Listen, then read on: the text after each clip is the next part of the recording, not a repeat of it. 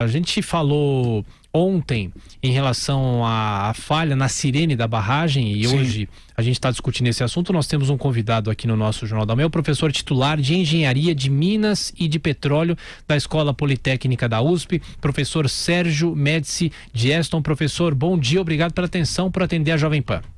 Bom dia a todos aí. Vila, sou seu fã, assisto você sempre, hein? Obrigado, professor. Ô, professor, claro que a gente vem ouvindo agora as informações que em São Paulo serão feitas vistorias. Aqui no estado de São Paulo, o governo paulista precisa entregar um relatório sobre a questão das barragens, mas ainda falando sobre Brumadinho, essa falha na sirene apontada pela Vale, é algo inaceitável, não é, professor? Como é que se chega a um ponto como esse? Bom, olha, eu sempre gosto de falar que vem de cima as coisas, né? A cultura de segurança vem lá de cima da empresa e tem que permear a empresa inteira. E essa cultura de segurança, existem processos comportamentais para treinar a empresa, tem um monte de coisas para gerenciar o risco. Agora, uma pontinha do iceberg é uma sirene. Então, primeiro eu vou falar, não é uma sirene que tinha que ter. A gente sabe todo o caminho da água da barragem ou de lama. Para a topografia, a gente sabe até 20 quilômetros onde ela vai passar. Então, a sirene tinha que tocar no pé da barragem, a 500 metros. Então, um sistema de sirenes, porque quando cai a barragem, a sirene que está a 5 quilômetros já começa a tocar lá na frente, as pessoas têm tempo de sair. Então, a primeira coisa que está errada, não é uma sirene só, tem que ser um sistema de sirene. Segundo, quando você starta um equipamento que vai ser de prevenção, a coisa mais importante é primeiro fazer teste. Do que eu saiba, não houve nenhum teste de fazê-la funcionar em um simulado de evacuação.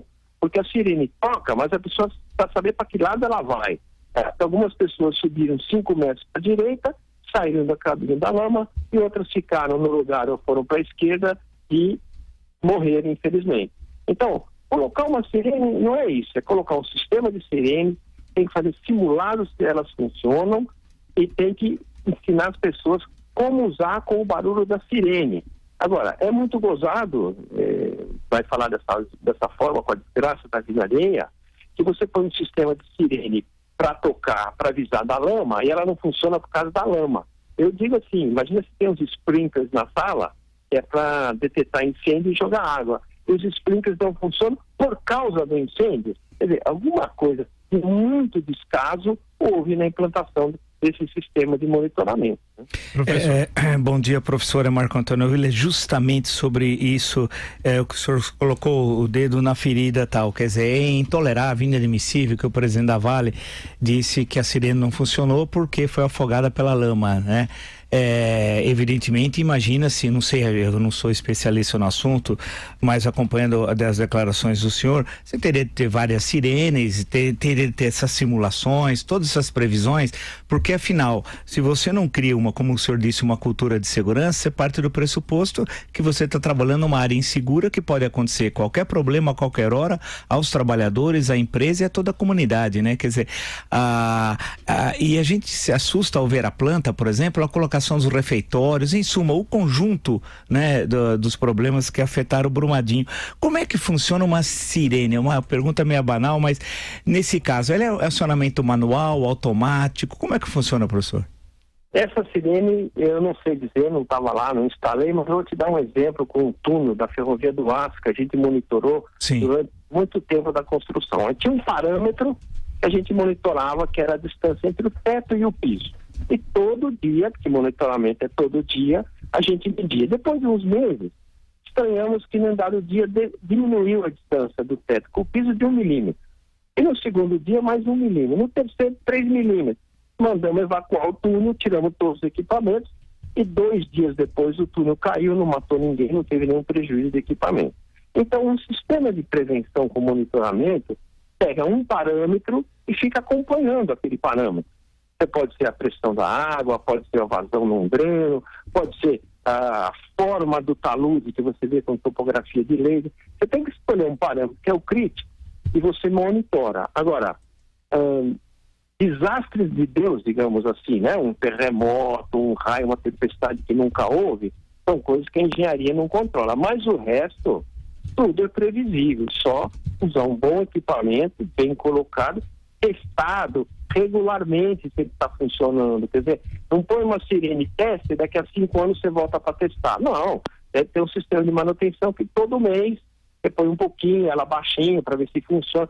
Você tem que acompanhar. É que nem os viadutos de São Paulo. Construiu, que beleza. 50 anos sem manutenção, vai cair. Então a barragem é a mesma coisa, um pouco mais complexo. As sirenes têm que ser colocadas, projetadas, para funcionar acompanhando um parâmetro que você fala que é crítico. Pode ser assim, começou a sair vazão por baixo da barragem, daqui a pouco ela rompe. Então, a sirene está acoplada ao equipamento que monitora esse parâmetro. Que é prevenção, né? Não adianta tocar sirene depois que o cara está embaixo da lama, né? Claro. É justamente sobre isso, para explicar também a quem nos acompanha, professor, essa questão do monitoramento. O monitoramento de segurança, ele é feito diariamente, não é assim? Deveria ser parâmetros críticos. Sim. A gente recomenda que se faça todo dia. É monitoramento de prevenção.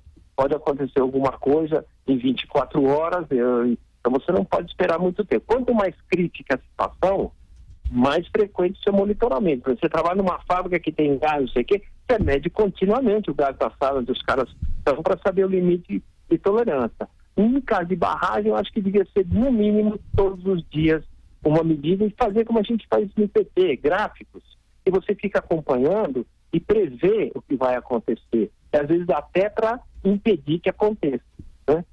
Então, no caso, professor, veja que eu estava, não sei se eu estou certo, caso seja errado, o senhor me corrija. Se não houve nenhum fator extra, um sismo, podia ter havido um bom abalo sísmico, vamos dizer, né? Mesmo que leve e tal, mas que pudesse conduzir a uma fratura, uma fissura na barragem e tal. Não há nenhuma informação sobre nada fora do habitual, vamos chamar assim, vai, que não é uma linguagem técnica, mas tudo bem, fora do habitual. Significa que a barragem, ela estava com um volume, estima-se em 12 milhões de metros cúbicos, muito acima da sua capacidade de armazenamento, assim, em termos de segurança? Bom, aí eu não acompanhei o projeto, mas a barragem que parece, quando foi construída, ela foi inicialmente projetada para 18 metros de altura e parece que ela estava com mais de 80. Agora, a barragem pode ser alteada, claro que pode ser alteada. Agora, o método que eles usaram, que é o chamado método de montante, é o mais inseguro, o mais problemático e com maior risco, e tem métodos muito mais seguros. Infelizmente, Vila, o método mais inseguro que foi usado é mais barato, pega menos material, constrói mais depressa. Então, se sua visão é uma visão financeira, olha, corta custos e vamos ganhar no mercado, é uma coisa. Se você tem uma visão de valor da vida humana, você gasta um pouquinho mais e faz pelo método de jusante, que é mais seguro, você põe sistemas de monitoramento contínuo, você faz auditorias todo mês, quer dizer, é uma coisa de comparar preço com valor, né? Eu costumo perguntar para os meus alunos se eles têm carro. E quando eles têm carro, por quanto eles me venderiam? E eles falam lá, X, 20 mil reais. Tá muito bom. Então tem preço. Agora eu quero comprar sua mãe. Por quanto você me vende? Aí eles dão risada. Então sua mãe não tem preço, preço tem valor. Então o gerenciamento da área de risco dessas empresas grandes, com obras grandes, tem que levar em consideração o valor, que é vida humana. As vidas humanas controladas ao máximo que a gente pode, porque risco zero não existe, às vezes cai avião. Feito isso, aí sim, vamos para a produtividade e vamos ganhar dinheiro. Não tenho nada contra dinheiro, torço, eu sou da área de mineração, gosto de mineração. Agora, primeiro valor. O valor é crimes ambientais, vidas humanas, isso aí tem que ser considerado, isso não tem preço, né? Então, por um pequeno custo teriam transferido aquele refeitório para outro lado, por um pequeno custo não teriam feito o centro administrativo ali, por um pequeno custo teriam feito pequenos diques, são pequenos diques que seguram, retardam a lama, não que vão substituir a barragem. Mas você sabe o caminho, e o dique demora 1 minuto para encher, depois vai para o próximo dique, mais 5 minutos. Então dá tempo para a população, as sirenes tocando, os avisos, as pessoas se salvarem. Principalmente se tivesse sido feito simulação. Agora, desde Mariana, devia ter no mínimo tido umas 3 ou 4 simulações. Não tem simulação. Então teve gente que correu 5 metros e se salvou, porque foi para o lugar mais alto, e teve gente que correu para o lugar mais baixo e foi pego pela lama. Então, a sirene é uma pontinha do iceberg das coisas de prevenção para a gente cuidar das coisas que têm valor, vida humana, meio ambiente. Professor Sérgio Médici, da Poli USP, mais uma vez, professor, obrigado pela entrevista ao Jornal da Manhã e até a próxima. Até a próxima, muito obrigado para você.